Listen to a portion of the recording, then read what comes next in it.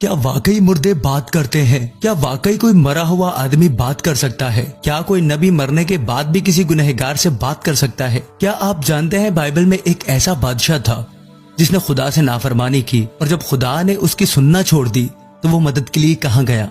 یہ کوئی فرضی کہانی نہیں بلکہ یہ بائبل مقدس کا ایک سچا واقعہ ہے۔ یہ بائبل کی سب سے پراسرار اور سبق آموز رات ہے جسے جاننا تو ہمت ہے ہی، لیکن بھول جانا بھی ناممکن ہے۔ اندھیری رات کا بادشاہ۔ رات کا اندھیرا آسمان پر گہرا ہو چکا تھا۔ بادل ایک دوسرے سے ٹکرا کر خوفناک آوازیں نکال رہے تھے۔ ٹھنڈی اور جسم کو کاٹ دینے والی ہوائیں ہر طرف بے چینی پھیلا رہی تھی۔ دور کہیں زمین میں چھپی دراڑوں سے ہولناک سیٹیاں نکل رہی تھی، جیسے خود زمین بھی کسی خوفناک حادثے کا انتظار کر رہی ہو۔ ایسی رات کہ جب کوئی عام انسان بھی گھر سے باہر نکلنے کا سوچ نہیں سکتا۔ ایک اکیلی کانپتی ہوئی پرچھائی پہاڑیوں کے بیچ دبے قدموں سے بڑھ رہی تھی۔ یہ پرچھائی کوئی عام انسان نہ تھی، یہ اسرائیل کا بادشاہ تھا، ساؤل۔ کبھی جس کے حکم پر ہزاروں تلواریں ایک ساتھ چمکتی تھی، آج وہ اپنے ہی خوف کے قیدی کی طرح سر جھکائے بوجھل قدموں سے جا رہا تھا۔ چہرے پر مایوسی کی شکنیں تھی اور آواز میں بے بسی کی گونج۔ کیوں؟ کیونکہ آج خدا بھی اس کی سننے کو تیار نہ تھا۔ ساؤل کی سانسیں دھوکنی کی طرح چل رہی تھی، ہر قدم پر دل بیٹھتا جا رہا تھا، مگر ایک امید کا دیا کہیں اندر ٹمٹما رہا تھا۔ شاید کوئی معجزہ ہو جائے، شاید کوئی راستہ نکل آئے۔ آخرکار وہ ایک بوسیدہ جھونپڑی کے سامنے آ کر رکا۔ لکڑی کا دروازہ چرچرایا جیسے خود بھی ڈر گیا ہو۔ ساؤل نے ہچکچاتے ہوئے دروازہ کھٹکھٹایا۔ اندر سے ایک کرخت بوڑھی آواز نکلی۔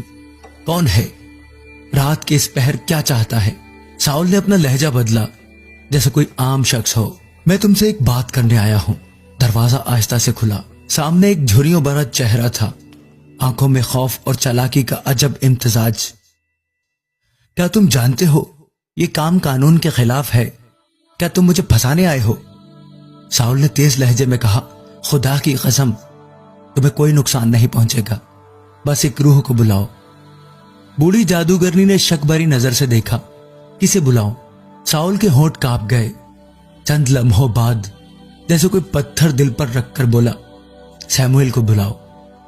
سیموئیل خدا کا نبی، جس نے ایک دن ساؤل کو بادشاہ بنایا تھا اور جس کے مرنے کے بعد ساؤل خود بھی مر چکا تھا، لیکن اندر سے۔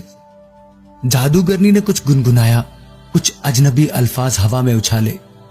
چراغ کی روشنی مدھم ہوئی، کمرے میں ٹھنڈی لہر دوڑ گئی۔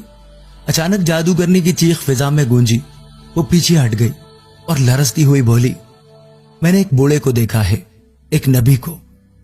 اوہ، تو تم ساؤل ہو، تم نے مجھے دھوکہ دیا۔ ساؤل کانپتا ہوا جھکا، اس کی آنکھیں نم ہو چکی تھی، لب کپ کپاتے ہوئے سوال کر رہے تھے، سیموئیل میری رہنمائی کرو، خدا نے میرا ساتھ چھوڑ دیا ہے، دشمن دروازے پر ہے، میں کہاں جاؤں؟ اندھیرے میں سیموئیل کی پرجلال آواز گونجی، ایسی کہ ہر پتھر بھی رو دے، کیوں مجھ سے مشورہ مانگتا ہے جبکہ خدا خود تیرا دشمن بن چکا ہے؟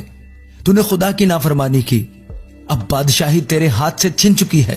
سن لے، کل تو اور تیرے بیٹے میرے ساتھ یہی ہوں گے۔ یہ کہہ کر سیموئیل کی شبیہ غائب ہو گئی۔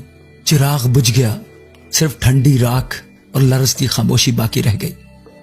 ساؤل زمین پر گر پڑا، اس کا جسم بے جان تھا، اس کی روح شکستہ اور اس کی تقدیر مہر بند۔ اگلے دن پہاڑیوں پر فلسطینی تلواریں خون سے رنگین ہوئی۔ ساؤل کے بیٹے ایک ایک کر کے کٹ گئے اور خود ساؤل شرمندگی اور شکست کے بوجھ تلے اپنی تلوار پر گر گیا۔ ایک زمانے کا فاتح آج میدان جنگ میں تنہا اور بے گورو کفن پڑا ہوا تھا۔ ہوا اب بھی چل رہی تھی، مگر اس میں اب ساؤل کی آہٹ نہیں تھی، صرف ایک عبرت بھری سرگوشی تھی۔ جو خدا کو چھوڑ دے وہ خود کو بھی کھو دیتا ہے۔ پہاڑیوں پر صبح کی روشنی ابھر چکی تھی، لیکن وہ روشنی نئی شروعات کی نہیں تھی، بلکہ شکست، شرمندگی اور خاموش ماتم کا اعلان تھی۔ اسرائیل کی سرزمین پر سناٹا تھا،